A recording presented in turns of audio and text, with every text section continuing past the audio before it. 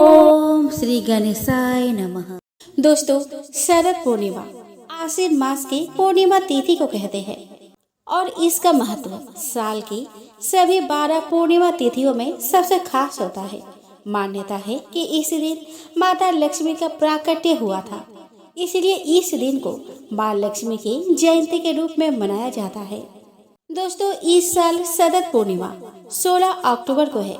बताया जाता है कि इस दिन माँ लक्ष्मी बेहद प्रसन्न मुद्रा में होती है और रात को चंद्रमा की रोशनी में धरती पर भ्रमण करने आती है। मान्यता है कि जिन भक्तों को वह पूजा पाठ में लीन देखती है और भजन कीर्तन करते हुए पाती है, उन पर माँ लक्ष्मी की विशेष कृपा होती है। यानी कि माँ लक्ष्मी यह देखती है कि कौन कौन जाग रहा है और उनकी पूजा कर रहा है। इसीलिए इस पूर्णिमा तिथि को कोजागिरी पूर्णिमा भी कहते हैं। इस दिन चंद्रमा भी अपने 16 कलाओं में पूर्ण होते हैं और अमृत की वर्षा करते हैं। चंद्रमा की किरणों में रखी गई खीर का सेवन करने से कई रोग दूर हो जाते हैं और साथ ही माता लक्ष्मी की कृपा भी प्राप्त होती है। तो आइए दोस्तों, इस वीडियो में हम जानते हैं कि शरद पूर्णिमा कब है और इससे जुड़ी कुछ खास बातें। साथ ही हम जानेंगे इसके महत्व और पूजन विधि के बारे में और हम श्रवण करेंगे शरद पूर्णिमा की पावन व्रत कथा को। तो चलिए दोस्तों, आज के वीडियो का शुरुआत करें। दोस्तों, हिंदू पंचांग के अनुसार आश्विन महीने के शुक्ल पक्ष की पूर्णिमा 16 अक्टूबर को रात 8:45 पर शुरू होगी और 17 अक्टूबर शाम 4:50 पर खत्म होगी। शरद पूर्णिमा के व्रत जो लोग रखते हैं वह 16 अक्टूबर को रखेंगे और रात को खीर भी 16 को ही रखी जाएगी। शरद पूर्णिमा के दिन चंद्रदेव की पूजा का विधान है। इस दिन चंद्रोदय शाम 5:10 पर होगा। दोस्तों, शरद पूर्णिमा के दिन माँ लक्ष्मी की पूजा होती है क्योंकि मान्यता के अनुसार इस दिन उनका जन्म हुआ था। इसे कोजागरी पूर्णिमा या कौमुदी व्रत भी कहते हैं। यह दिन धन प्राप्ति के लिए बेहद शुभ माना जाता है। शरद पूर्णिमा के दिन माँ लक्ष्मी धरती पर आती है। लोग अपनी श्रद्धा से उनकी पूजा अर्चना करते हैं। इस दिन चंद्रमा अपने 16 कलाओं से परिपूर्ण होता है और उसके किरणों से अमृत की वर्षा होती है। इसीलिए रात भर चांद की रोशनी में खीर रखी जाती है और अगले दिन माँ लक्ष्मी को अर्पित करके प्रसाद के रूप में ग्रहण की जाती है। दोस्तों, आज के दिन सबसे पहले सुबह नहाने के बाद अपने घर के मंदिर को साफ करें। ध्यान से माता लक्ष्मी और भगवान विष्णु की पूजा करें। इसके बाद गाय के दूध से चावल की खीर बनाकर रख दें। लाल या पीले कपड़ों को लकड़ी के चौकी पर बिछाकर उस पर माता लक्ष्मी और भगवान विष्णु की मूर्ति स्थापित करें। आप चाहे तो तांबे या मिट्टी के कलश पर लाल कपड़ा बिछाकर उसमें लक्ष्मी जी की सोने की मूर्ति भी स्थापित कर सकते हैं।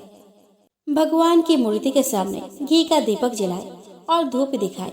इसके बाद गंगा जल से स्नान करवाकर अक्षत और रोली से तिलक लगाए। तिलक लगाने के बाद सफेद मिठाई या फिर खीर का भोग लगाए। लाल या पीले फूल चढ़ाए। माता लक्ष्मी को गुलाब का फूल चढ़ाने से विशेष लाभ मिलता है। शाम के समय चंद्रमा निकलने पर मिट्टी के 100 दिए या अपने सामर्थ्य के अनुसार गाय के शुद्ध घी से दिए जलाएं।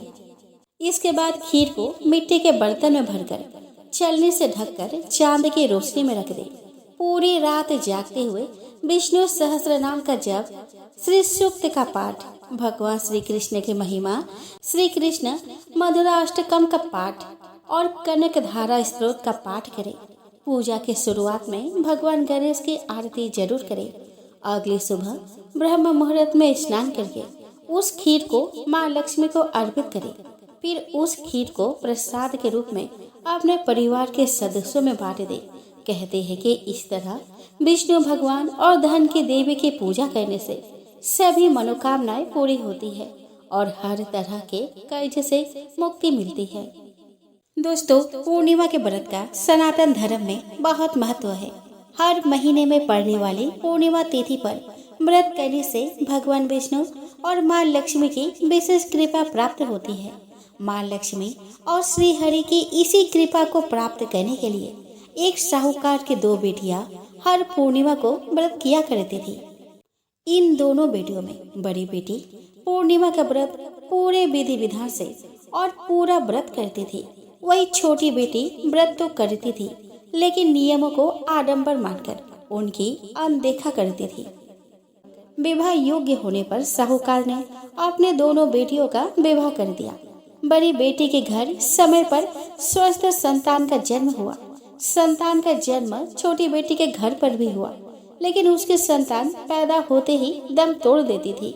2-3 बार ऐसा होने पर उसने एक ब्राह्मण को बुलाकर अपने व्यथा कही और धार्मिक उपाय पूछा। उसकी सारी बात सुनकर और कुछ प्रश्न पूछने के बाद ब्राह्मण ने उससे कहा कि तुम पूर्णिमा का अधूरा व्रत करती हो, इस कारण तुम्हारा व्रत फलित नहीं होता और तुम्हें अधूरे व्रत का दोष लगता है।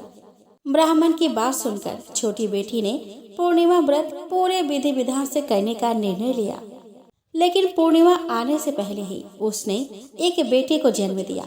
जन्म लेते ही बेटे की मृत्यु हो गई।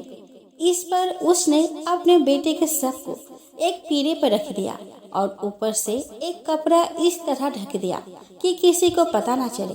फिर उसने अपने बड़ी बहन को बुलवाया और बैठने के लिए वही पीढ़ा दे दिया। जैसे ही बड़ी बहन उस पीढ़े पर बैठने लगी, उसके लहंगे के किनारे बच्चे को छू गई और वह जीवित होकर तुरंत रोने लगा। इस पर बड़ी बहन पहले तो डर गई और फिर छोटी बहन पर क्रोधित होकर उसे डांटने लगी कि क्या तुम मुझ पर बच्चे की हत्या का दोष और कलंक लगाना चाहती हो? मेरे बैठने से यह बच्चा मर जाता तो? इस पर छोटी बहन ने उत्तर दिया कि यह बच्चा मरा हुआ तो पहले से ही था दीदी, तुम्हारे तप और स्पर्श के कारण तो यह जीवित हो गया है। पूर्णिमा के दिन जो तुम व्रत और तप करती हो, उसके कारण तुम दिव्य तेज से परिपूर्ण और पवित्र हो गई हो। अब मैं भी तुम्हारी ही तरह व्रत और पूजन करूंगी। इसके बाद उसने पूर्णिमा व्रत विधि पूर्वक किया और इस व्रत के महत्व और फल का पूरे नगर में प्रचार किया। जिस प्रकार माँ लक्ष्मी और श्री हरि ने साहूकार की बड़ी बेटी की कामना पूर्ण कर सौभाग्य प्रदान किया, वैसे ही हम पर भी कृपा करें।